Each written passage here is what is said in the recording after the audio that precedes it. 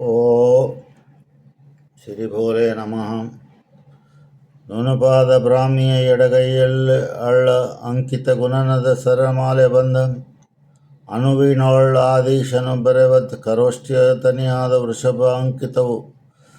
ನುಣುಪಾದ ಬ್ರಾಹ್ಮಿಯ ಎಡಗೈಯಲ್ಲಿ ವೃಷಭದೇವನು ತನ್ನ ಬಲಗೈಯ ಅಂಗುಷ್ಟದಿಂದ ಅಕ್ಷರಮಾಲೆಯನ್ನು ಬರೆದನು.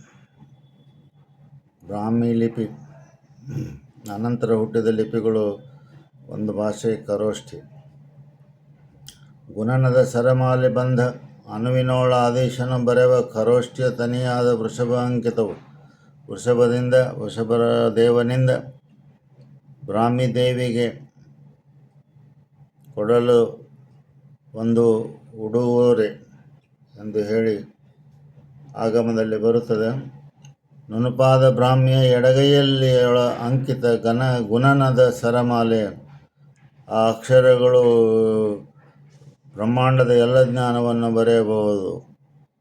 ಅದಕ್ಕೆ ಸುಂದರಿ ಅಂಕಗಳಿಗೆ ಜೋಡಿಸಿ ಅಂಕಾಕ್ಷರ ವಿದ್ಯೆಯಲ್ಲಿ ಬರೆದವರು ಅದಕ್ಕೆ ಬ್ರಾಹ್ಮಿ ಲಿಪಿ ಎಂದು ಹೆಸರಾಯಿತು.